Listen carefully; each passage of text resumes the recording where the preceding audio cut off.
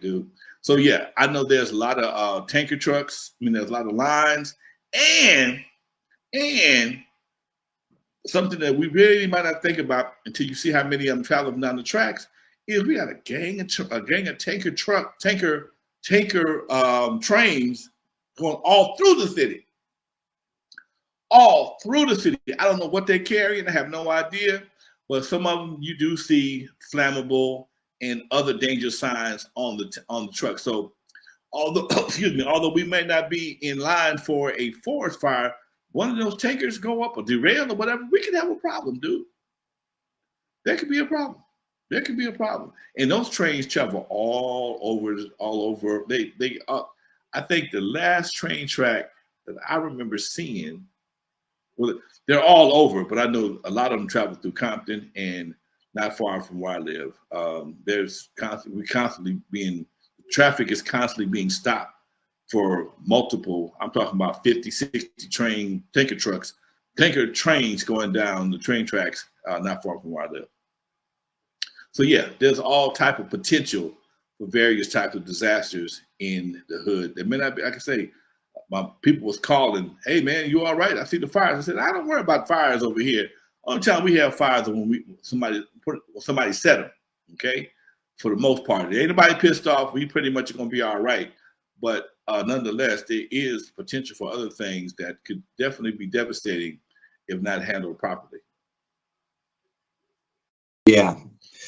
Now, with tragedy, brings out the best in people, and it also brings out the unfortunate worst in people. But I'm looking at 40 people arrested so far for looting, taking advantage of people at their weakest moments. And unfortunately, I'm looking, they have a collage of mugshots, and I'm seeing a lot of black and brown faces. Yeah, man. What do you think about these looters who are taking advantage of people out there, Lonzo? They ain't shit. They ain't shit. I think probably one that wins the Ain't Shit Award for the 2025 January award show is the one that dressed up like a fireman going to people's houses and steal their shit. You a double ain't shit. Okay, you a double turd. Okay, you know that means you plan to go do some low life shit. It's one thing to ride down the street and see money blowing down the street and you see the safe open, something like that. I mean, that's one thing. But to go and buy some fire gear, helmet and jacket, the whole 9 yards, and start trolling people's houses to find whatever leftover values they got, man, that's some low shit. Definitely. And you just gave me an idea, Lonzo. I think I'm going to put a show together for us called the Ain't Shit Awards. Yeah. And I'm gonna pick a bunch of topics, and we're gonna see who the biggest ain't shit, who gets the Ain't Shit Award for February, March. Turn it into a bit. You just gave me an idea. But yeah, these people they ain't shit, man. That they definitely ain't shit. It's crazy.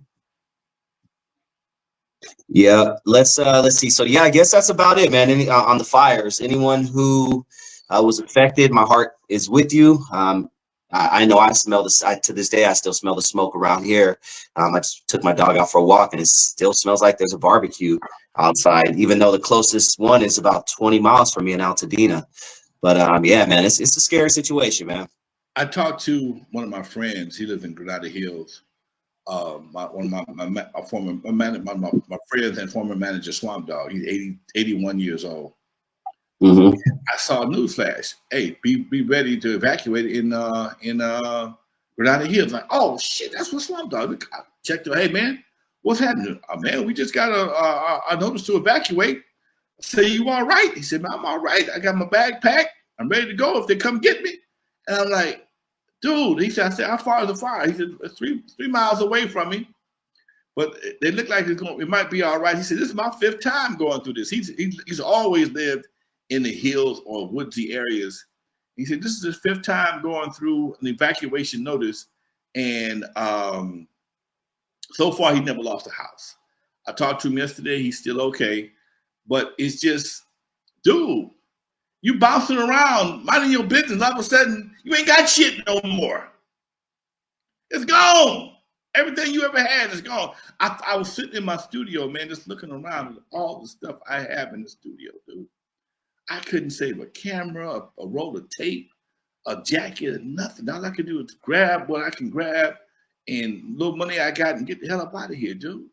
And if you were asleep when everything jumped off, you didn't have time to get that, man. Dude, that is truly devastating, dude. You know, it's hard to watch the news because, you know, news gonna focus on the worst of the worst.